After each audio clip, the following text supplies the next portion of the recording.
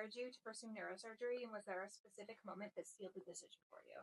I always had an idea that an interest in the brain and the spinal cord. I mean, it's such an incredibly vast area that we have so little understanding of. So from a young age, there was always an area of curiosity for me. My undergraduate background is in engineering. I kind of like the aspect of designing things, of building things. I like seeing results at the end of a class or of a session. So I knew I wanted to go into a field when I got into medical school that was going to be more surgically oriented, where you're actually working on your hands and actually building things. And neurosurgery just seemed kind of the optimal kind of dovetail of those two areas. I mean, it's kind of cutting edge in terms of research. Technology has changed so much. I mean, from the time that I started my training to now, robotics, things like that have totally changed how we're approaching things. And by the time 20 years from now, by the time I retire, things will have changed again. So it's cool to be in that kind of field. It's cool to be in a field where people are smart. You know, even the people that you meet at meetings, everything like that, are people that you can talk to, and they really are at the top of the field. I think that's true in all of medicine, but in neurosurgery especially, you see people that are really working on the cutting edge of research. And then the dramatic outcomes is always an area that always is rewarding. You know, I mean, you come and see someone who can't walk or somebody who's really sick, and you're able to make them better. And I think it's really nice to be in a field where you have that opportunity to help people like that. So those are the areas that got me interested. In terms of the moment, the biggest thing for me and for most people is deciding if you want to have the lifestyle. And I remember my first night on call as a medical student in the neurosurgery service. It was at the Shock Trauma Center in Baltimore. And there was a brain bleed that came in. I think it was like 2 or 3 in the morning. And I remember doing that. And I remember always being worried about, oh, yeah, how's it going to be that you got to stay up the whole night and then be kind of go through the next day working. And I remember there's such an adrenaline rush when you got to do see your first brain. You open up the skull and you see the brain in front of you that I didn't even notice the next day that I was tired. So when I kind of felt that, then I kind of knew that this was the field that I wanted to go into. Can you walk us through your path from medical school to where you are today? Were there any unexpected detours or defining moments? Um, so I did 4 years of undergrad. It's from undergrad or medical school? Medical school or undergrad? Path to medical Path to school. medical school. Okay. So my undergraduate degree was in electrical engineering. I thought that I always had interest in engineering. I like building things. I like kind of the logic of the math and science behind it. I always liked the biology and the chemistry, the more basic science side as well. But something about engineering to me always appealed more. I just like the result oriented nature of it. You know, when you're in medical school, when you're undergrad too, the other thing you got to think about is that if medicine doesn't work out, whether it's because you don't get in or if you don't like it, because it's possible you do all this and you realize you hate it, what would you be happy doing? And I'd have been a lot happier as an engineer than, say, a biochemist. I mean, I knew that. And I figured that even if I didn't end up an engineer, I could have gone to law school. I could go into to business, do an MBA, things like that, which a lot of my classmates did. So engineering from a variety of perspectives seemed like the logical option to me. Fortunately, I got into medical school my first try. During medical school itself, I think the first couple of years, the focus is just on keeping good grades, learning the basic knowledge, because that's really your building blocks to everything else in medicine. No matter what you're going to do, whether you're going to go into psychiatry, neurosurgery, PM&R, those first 2 years are really the last time in your life where you can just sit and read and kind of learn things for the sake of learning, which is you don't appreciate it at the time, but you realize it later on in your life. And then the third and fourth years are kind of exploratory phases where you kind of look at other specialties, see what you like, see what you don't like. Neurosurgery, the biggest thing is whether you want that commitment, the time commitment that goes into training, and the time commitment that comes after training in terms of seeing patients, of the lifestyle and things like that. I trained under somebody who used to say that being a neurosurgeon is like being a Navy SEAL. Nobody ever asks a Navy SEAL how hard they're working, and nobody should ever ask a neurosurgeon. Should ever hear a neurosurgeon complain how hard they're working, because it's part of what we sign up for. We're signed up when somebody calls with a kid with a head bleed in the middle of the night to go in and see it. It's not something we ask questions about or complain. We complain later. So that's a special part about neurosurgery. And so all those areas, I think for me, were areas that I enjoyed, and other areas that I was okay to make those sacrifices. So that's why I did it. What are the biggest personal sacrifices you had to make to succeed in this field? Biggest personal sacrifices to succeed in neurosurgery. I think the first is you got to be able to study. I mean, at the end of the day, you owe it to your patients to have a really good knowledge of the areas that you're working on, the brain and the spine, and that area is constantly changing. I mean, it's changed from the time I was in training and it's going to change by the time I get done with my career. So being able to be updated, going to meetings, kind of listening to new technology, seeing how it affects you is really critical. I think adaptability is really important too. You know, a good surgeon doesn't complain about the equipment. A good surgeon manages to get things done and then makes modifications if the plan doesn't go according to plan. So being able to adjust to that is very important too.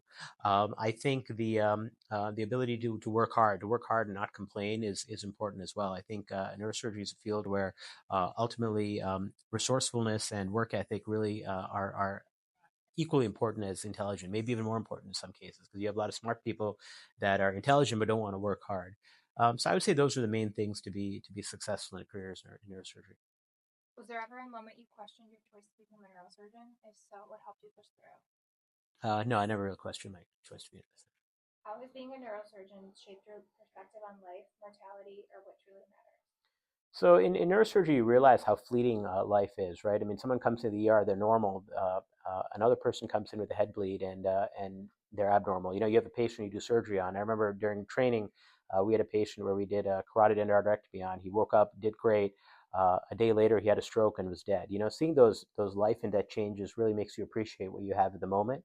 I think from a surgical standpoint, it also teaches the importance of attention to detail. You know, I mean, I used to have an attending when I trained who really harped on that, and I never understood it. But as especially when you're practicing independently, those minor details are really what make the difference between a good outcome and a bad outcome. And I think you know, in life there's certain things we can control. You know, there's certain things you can't control. You can't control if you're going to drop dead tomorrow, but you can control really making sure these little details, especially when it comes to the work ethic, when it comes to surgery and stuff like that, are done properly. And that's something I think, you know, when you look at good surgeons, the one thing you notice that they don't compromise on is attention to detail and quality. You know, everyone has complications. Everybody has good or bad outcomes. But at the end of the day, you yourself and you want the people around you to be focused on good attention to detail and quality work, because I think that's going to help your outcomes be better.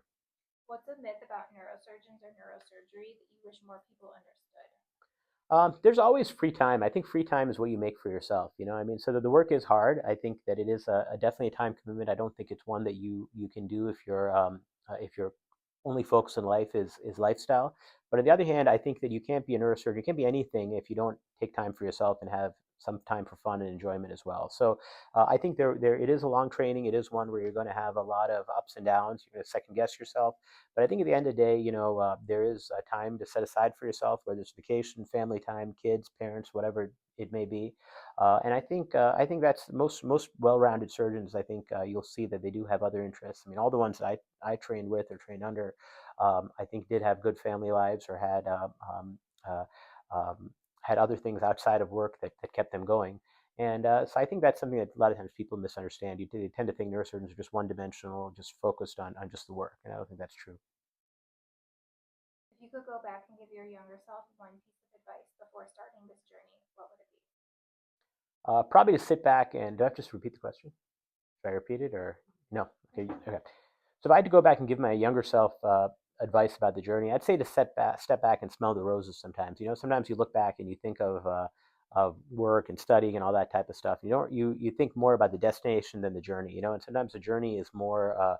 The journey is always more important than the destination. You know, when I look back, it's not so much the books that I remember; it's the people that you are around. It's the stuff around that. So I think that's one area. That being said, you know, and especially in competitive fields, it's hard to get to the destination without without really being focused on it. But sometimes I think that journey is important to savor that a little bit too, because particularly when you're in schooling, you know, when you finish your training in medicine, you never really have a chance to go back and enjoy to sit and be focused on reading, on learning as much as you are when you're a student, you know, and that's one thing you miss when you're in practice, because other than meetings and even there you're always being pulled in a million directions. You know, you never have a month where you can just sit and read a book or read about pathologic process or disease. And in medical school, you have 2 years, 2 to 3 years to do that, which is really unique.